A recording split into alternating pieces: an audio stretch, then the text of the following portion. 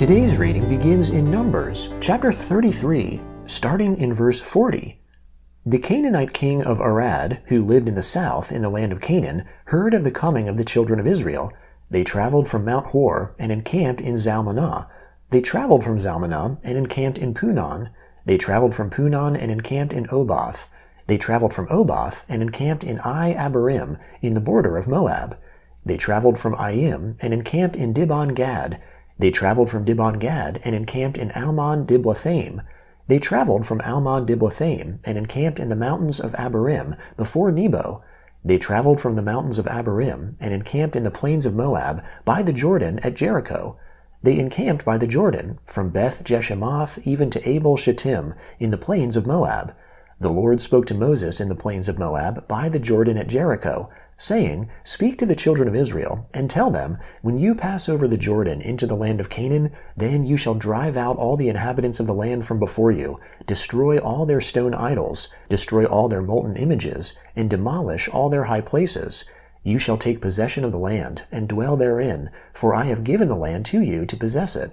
You shall inherit the land by lot, according to your families. To the larger groups you shall give a larger inheritance, and to the smaller you shall give a smaller inheritance. Wherever the lot falls to any man, that shall be his. You shall inherit according to the tribes of your fathers. But if you do not drive out the inhabitants of the land from before you, then those you let remain of them will be like pricks in your eyes, and thorns in your sides. They will harass you in the land in which you dwell. It shall happen that, as I thought to do to them, so I will do to you." The Lord spoke to Moses, saying, "Command the children of Israel, and tell them, when you come into the land of Canaan, this is the land that shall fall to you for an inheritance, even the land of Canaan according to its borders. Then your south quarter shall be from the wilderness of Zin along by the side of Edom, and your south border shall be from the end of the Salt Sea eastward. Your border shall turn about southward of the ascent of Akrabim, and pass along to Zin, and it shall pass southward of Kadesh Barnea, and it shall go from there to Hazar Adar, and pass along to Asmon. The border shall turn about from Asmon to the brook of Egypt, and it shall end at the sea. For the western border you shall have the great sea and its border. This shall be your west border. This shall be your north border. From the great sea you shall mark out for yourselves Mount Hor. From Mount Hor you shall mark out to the entrance of Hamath, and the border shall pass by Zedad. Then the border shall go to Ziphron, and it shall end at Hazar Enan. This shall be your north border. You shall mark out your east border from Hazar Enan to Shepham. The border shall go from Shepham to Riblah, on the east side of Ain. The border shall go down, and shall reach to the side of the sea of Chinnereth eastward. The border shall go down to the Jordan, and end at the Salt Sea. This shall be your land according to its borders around it."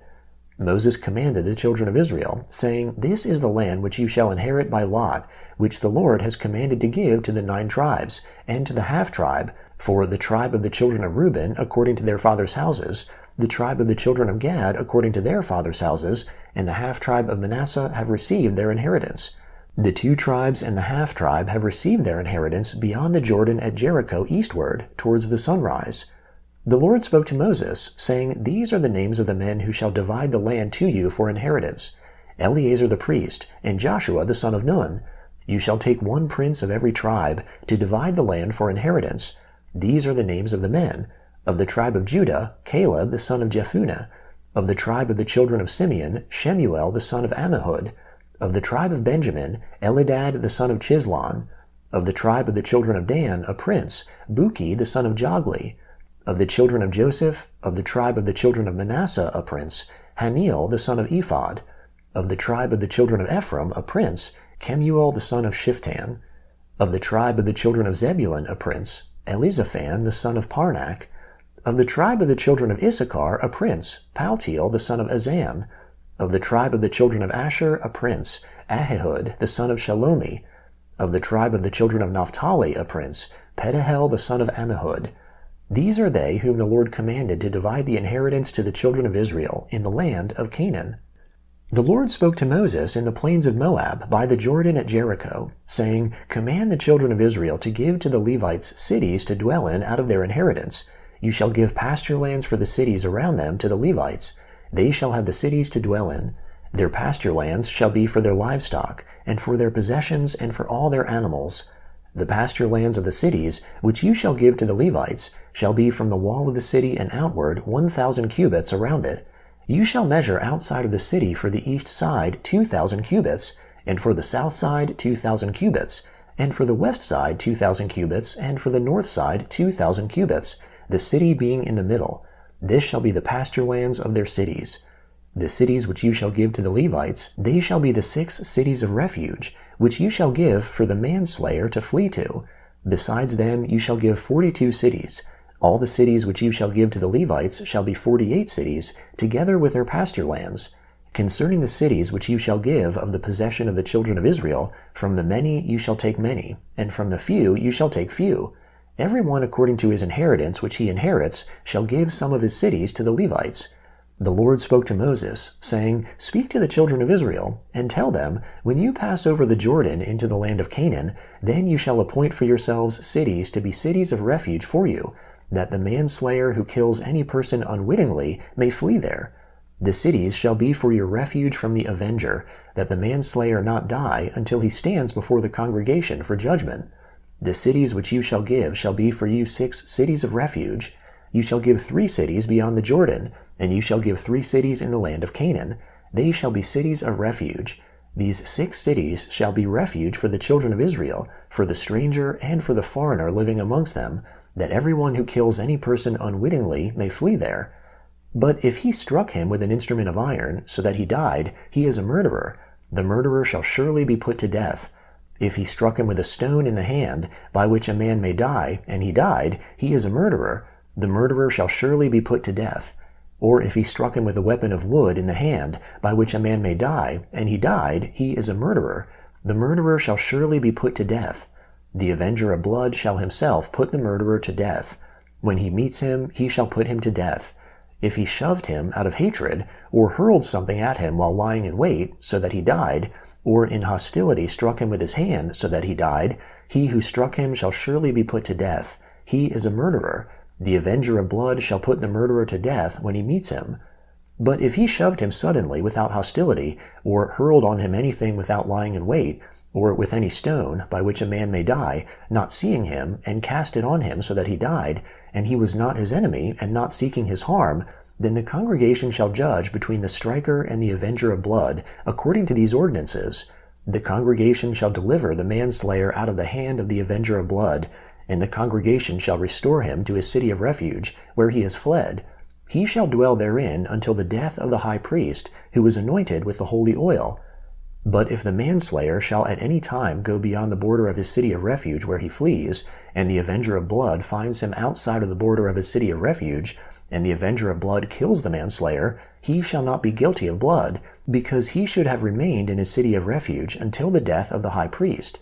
But after the death of the high priest, the manslayer shall return into the land of his possession. These things shall be for a statute and ordinance to you throughout your generations, in all your dwellings.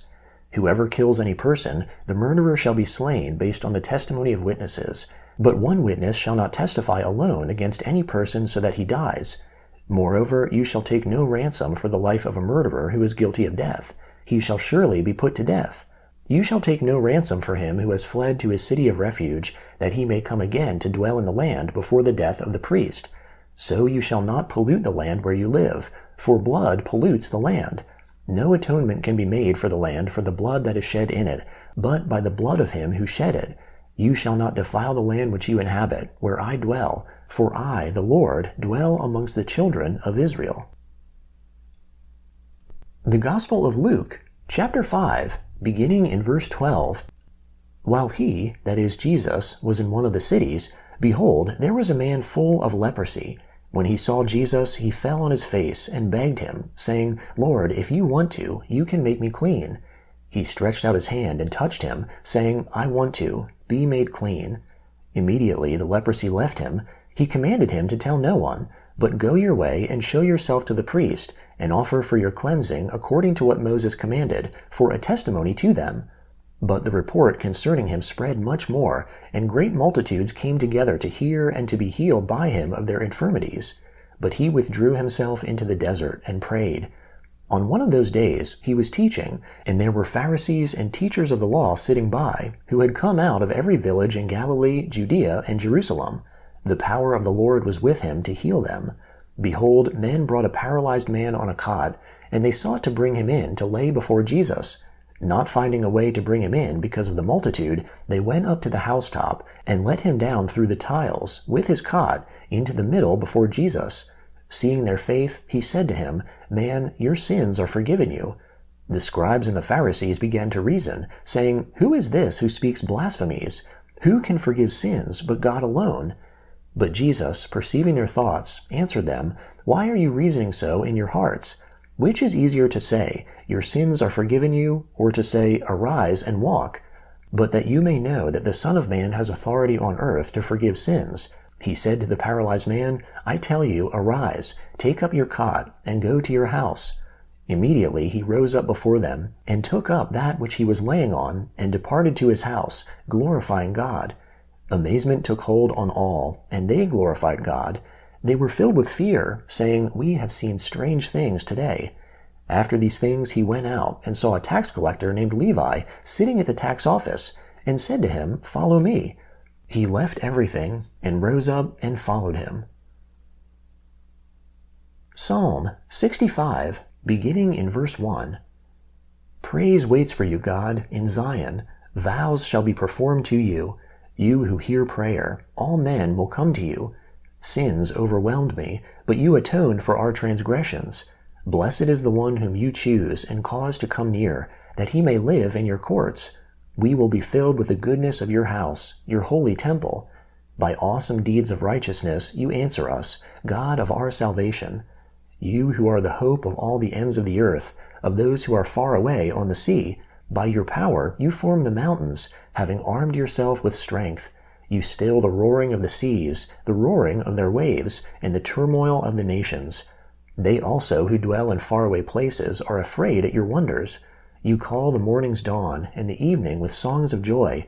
You visit the earth and water it. You greatly enrich it. The river of God is full of water. You provide them grain, for so you have ordained it. You drench its furrows. You level its ridges. You soften it with showers. You bless it with a crop. You crown the year with your bounty. Your carts overflow with abundance.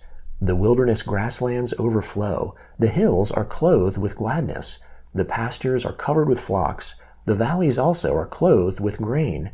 They shout for joy. They also sing. Proverbs chapter 11, verse 23. The desire of the righteous is only good. The expectation of the wicked is wrath.